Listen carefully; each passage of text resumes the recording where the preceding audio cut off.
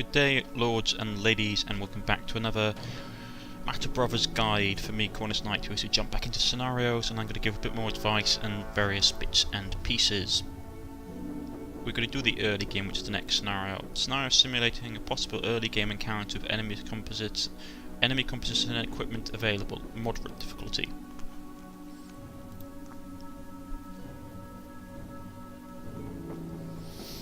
Right, this is the party that we've got. Mostly light, well, it looks like we have a couple little bits of okay armour. I'd say we've got one piece of moderate and a lot of light armour. Some of it isn't even light, it's mostly light. This composition isn't fantastic. Right.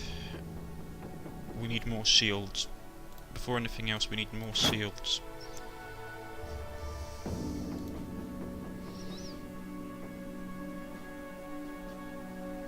I don't like this combination. To be honest, this is actually relatively...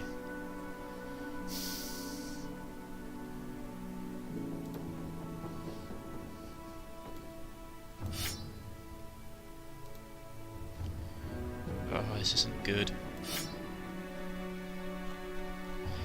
We'll just have to try. I mean, we could probably switch one person over to another halberd and then try and make some kind of defence. It might be tight though. Right, on to basically advice. Right, the first thing that you want to do before anything else is that you always want to make sure that your fighters have some form of armour. No matter what, you want to make sure that they have armour. Even if it's only 30%.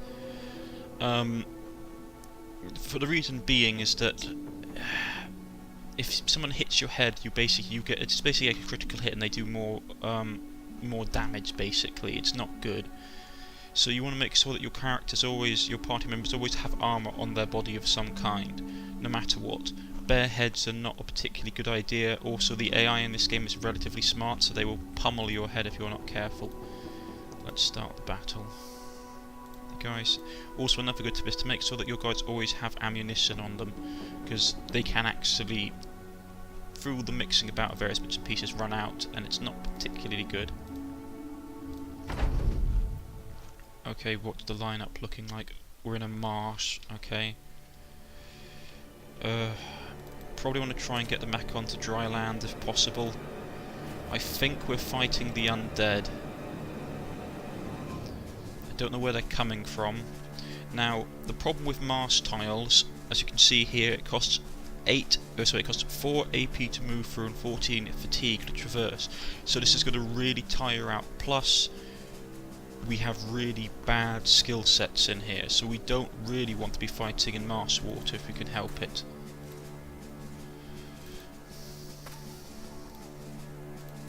But the problem is it's going to take us at least 2 turns to get out of it.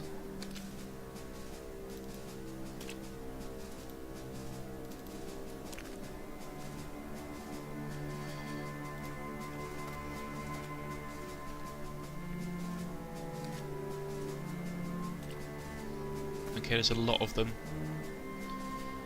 We're currently outnumbered 2 to 1.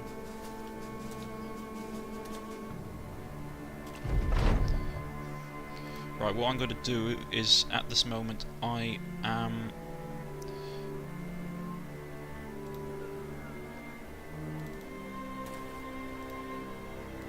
trying to set up some kind of defensive wall, to be honest. That's okay. He needs to be basically here.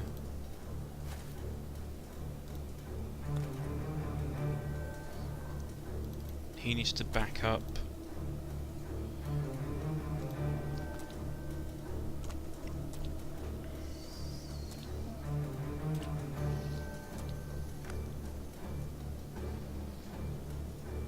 He's okay where he is. He needs to move back.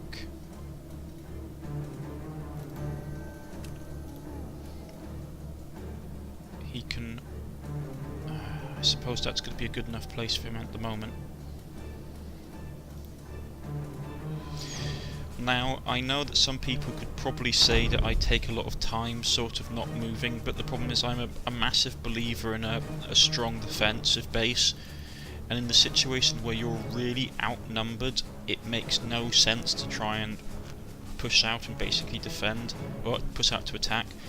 I'd rather hold down the fort and just let the counter tick by. Especially in this terrain, which is really good to sap our... I don't think it's going to sap us standing here. But I don't want to fight in murky water or on marshy ground. It's not good. Not good at all. 25% less melee skill, 25% less melee defense, 25% less melee range defense. It's not good. You shouldn't really fight in marsh if you can. If you can, make sure you grab dry land and basically hold. It's not pleasant.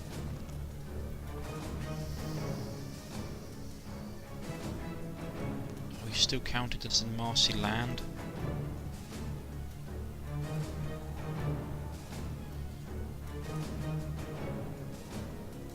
Let's try going here.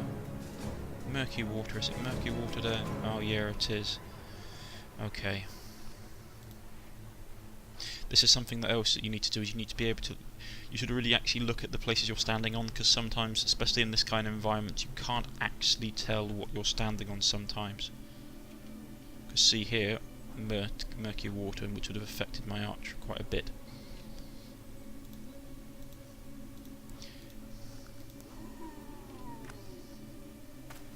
I hear something getting close in the mud. From the sound of it, I'm probably betting it's going to be undead. The undead are actually going to be undergoing a rather of a visual change soon. Well, in the next major update, they're going to basically have quite a large art change. And they're going to become more like, instead of them being sort of like your visual undead as we're having at the moment, they're going to become, I believe, either the entire faction is going to be redone, or there's going to be like a sub-faction. I don't know, I've seen artwork and blog notes from the developers stating the undead are going to undergo major changes, and from the looks of it, they're going to become sort of like a fallen empire kind of look, sort of like very classical, kind of like fallen empire. So you're going to have like soldiers from a long forgotten empire sort of rising up as undead, so you've got to have like something that looks a bit like classical, like early Roman Republic, like Greek armour or Celtic armour, which looks really nice, and they've got to have a lot more sort of like classical world sort of look to it, rather than being sort of what I suppose you could call like Gothic horror that they are at the current moment. Now I know this seems like it's taking a long time, and to be honest it sort of is, but in this kind of terrain, being openly aggressive is really bad.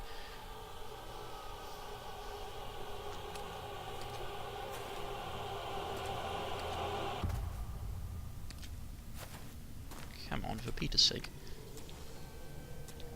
Where are they coming from? I don't want to... I was going to send out one scout to see what's going on.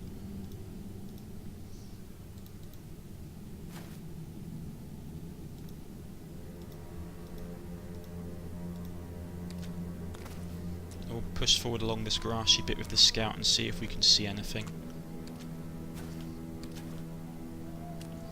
And as soon as we see something, we'll run back. Now, basically, I'm just going to cover something that's quite interesting in here. As I said earlier, the primary things you need to keep an eye on are your action points and your fatigue, because they're the ones that basically determine what you can do in a turn. Now, another thing that you need to keep an eye on is your armor ratings, well, your armor percentage, because what will happen is once your armor rating starts to drop, the enemies will start targeting that opponent, because they can get more damage straight through to the character underneath. Now, also, certain weapons, as you can see here, will 30% of the damage from a hatchet will basically ignore armor and go straight into the body. So, for example, if he's doing 40, I'm just trying to think, 30% of 40... you're going to be doing, sorry, I'm just doing a quick bit of maths in my head, 20, you're going to be doing probably about between 12 to 15 damage to the person underneath, and well, actually they do Let's just see. No, see, that's not right. 30% of 40, 20. You're going to be doing about 12 points of damage at maximum to their health. It does 110 points effective against armour, so it'll really bite into their armour, but still, it's not particularly fantastic. Some weapons are more suited for it. For example, I'm just trying to find them. Certain weapons do more, basically bypass stuff like blunt weapons do more bypass more armour and hit the health directly because of blunt damage. So it's a bit early in the morning for me, and maths is a bit complicated. Let's see if we can see where these undead are at. Now the only danger with this tactic that I'm doing at the moment is the fact is that if they suddenly jump me from this side, this guy is not getting back in time, which is not fantastic.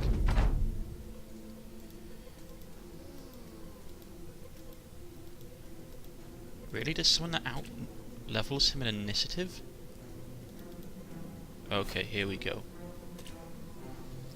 And it's a wide the ganger.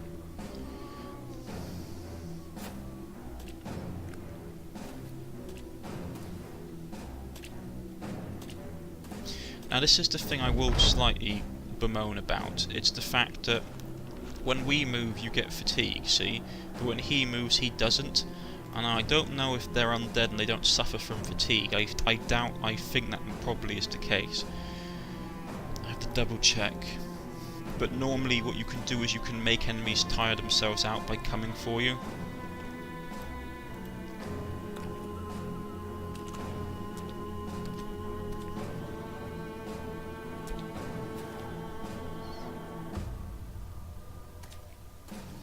Now let's see how these guys react.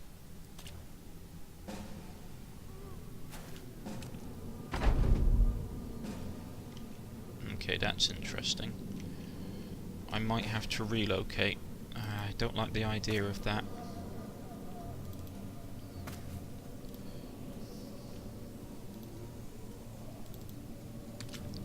But if they're gonna basically, sometimes they do this, sometimes the AI gets very crafty.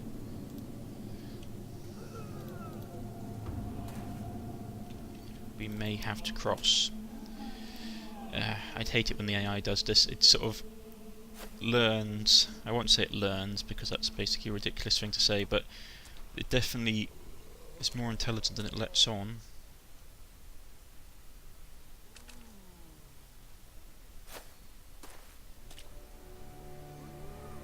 Right, yeah.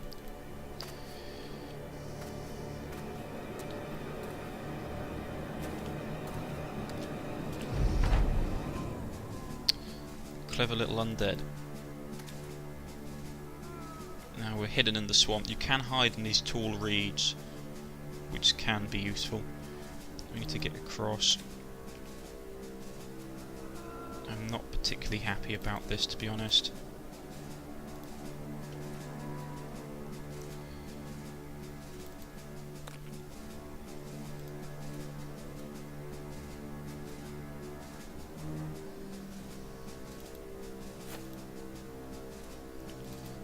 It's a bad place to fight, I don't like it. But we're going to have to try and do our best.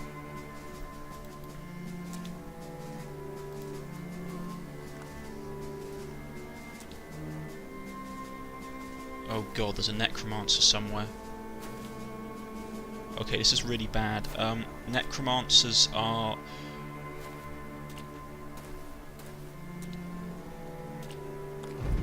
Okay, we're going to have to go on the offensive. I thought they said this was an early scenario. What are necromancers doing turning up? Okay, the reason I'm really nervous here, folks, is the fact that there's a necromancer roaming about, which basically means that stuff has got really real really quickly. Necromancers are really quite dangerous things, and you really do not want to have them left roaming around on the battlefield, so for now we're going to have to try and hack our way through, which I'm not happy about. Okay,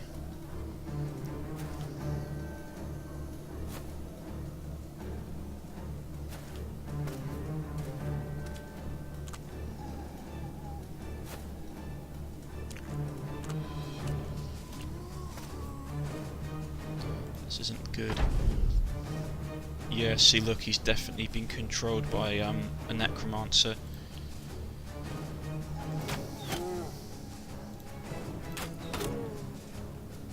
This isn't good.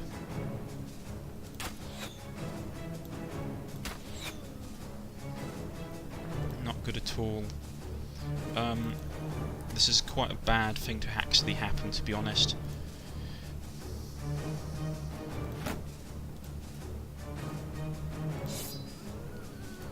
The problem with undead is that your stamina, they basically overwhelm you with your stamina runs out, basically.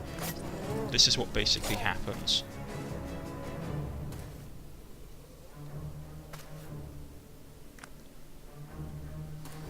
Oh god, there's more of them turning up here. He must be over in this direction here.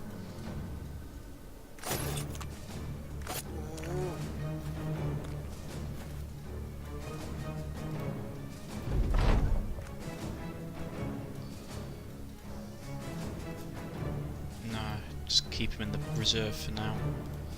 Keep these guys in reserve. That must be the necromancer.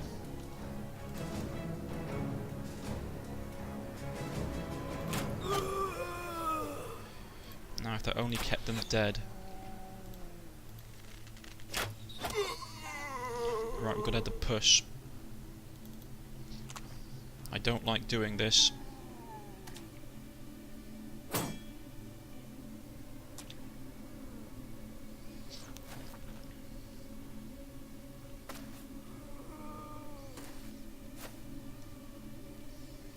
Okay, this isn't normally a tactic I like doing, but at the current moment in time, we don't have much option.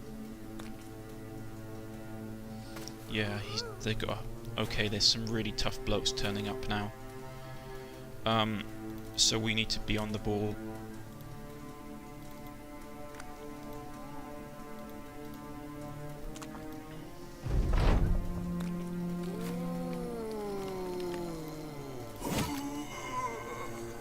Stay down.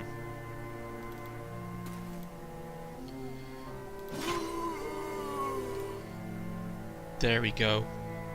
That's him up there on that hill. Okay, this is a necromancer. What necromancers do is that they basically constantly respawn undead, so we're going to have to fight our way through all of this to get to him, which is going to be a pain. Damn it.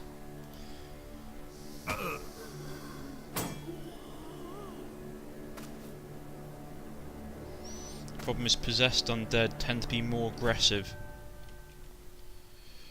Okay. Missed. At least we got him there. Right, which one's injured?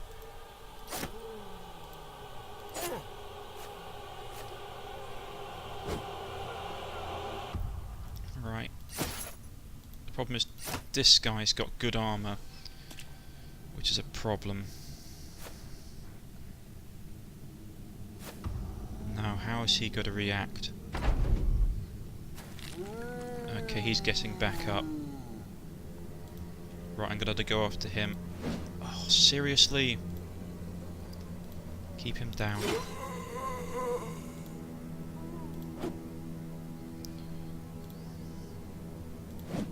How can I miss?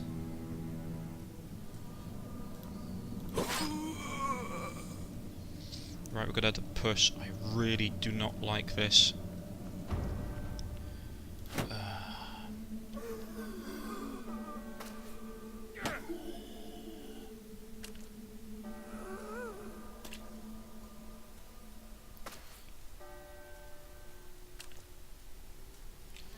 Right.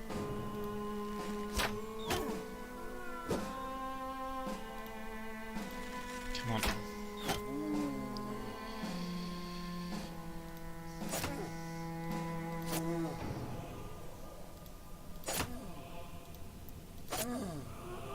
Okay, this is going to get really interesting. They're going to try and flank us soon.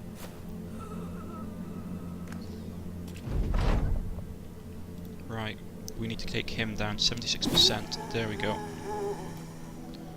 We need to take him down. At least cleave him open. Then we're going to push. Because we need to get to that necromancer on top of that hill.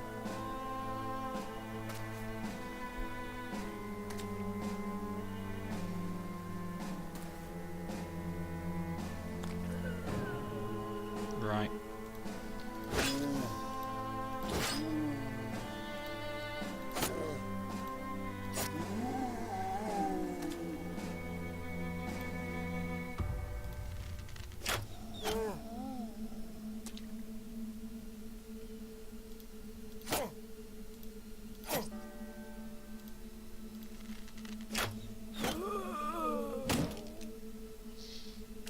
He's coming down off the hill. Right, we need...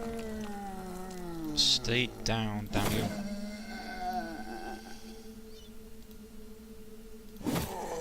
Okay, that one's permanently dead because we decapitated him.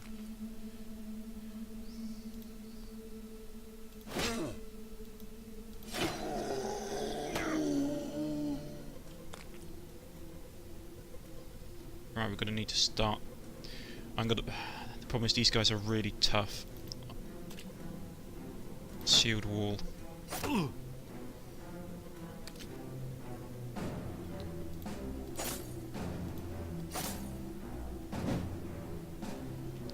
Right. Is there anyone we can hit easily? No. Okay. I might be able to get one of my archers around the side and try and deal with him.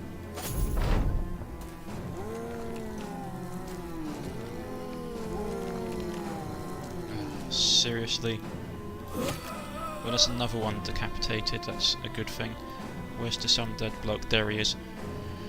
We need to hack through to him if possible.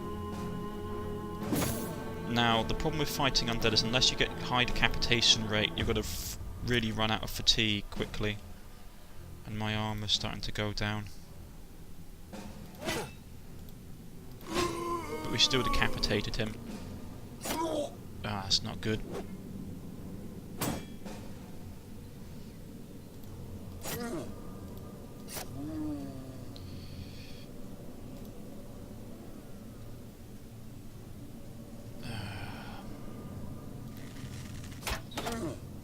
That was a risky thing to do.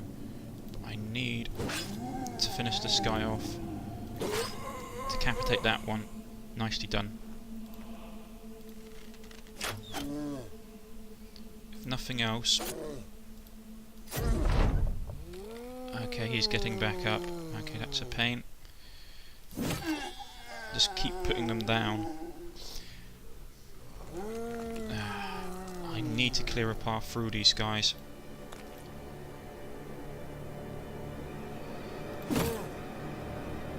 It's not great.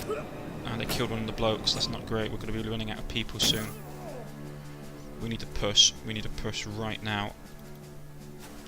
Okay.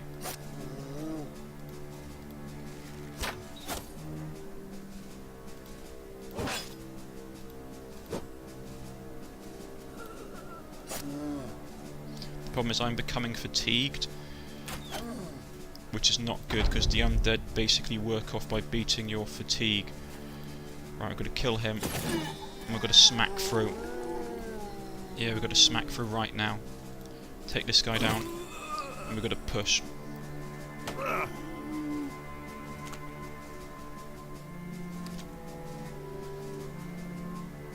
Well, that was the plan.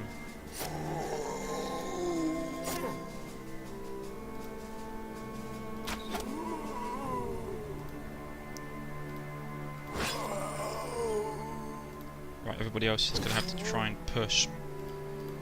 We had to get to Necromancer as quickly as possible. The problem is I'm low on fatigue and the undead keep getting up. But this guy isn't, so I'm going to send the halberd, well, the Bill Hookman to basically try and to deal with it in the meantime. Stay down. This guy's a massive threat. Deal with him. He's going to stay there and rest. Just keep killing them before they can get back up. We've got to rush them as fast as we can. Now, This tactic works against the undead. There's several ways you can basically do it. One way is to basically fight your way through like I've done.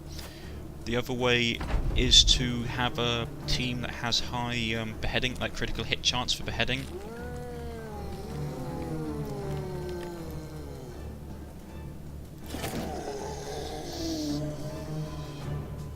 Okay, he's out of arrows.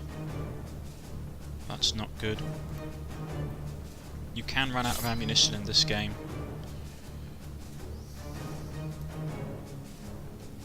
We need to get him into melee to stop his abilities.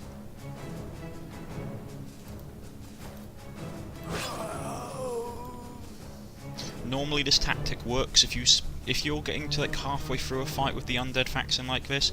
What you can do is you can split half your forces, one to keep the undead from getting back up, the other one to basically go and hunt down the necromancer. Because they are not particularly squishy, well, they're not particularly tough, so, oh, that's a nice one, cut his arm open. Injuries work very well against human opponents as well. Oh, I forgot that they were like that. At this moment what I'm doing is just making so all my guys can rest, and we finish him. We lost one person. To be honest, that wasn't like really, I wouldn't say that was like an early encounter, that's more like an early to mid-level encounter. Necromancers tend to drastically change the playing field.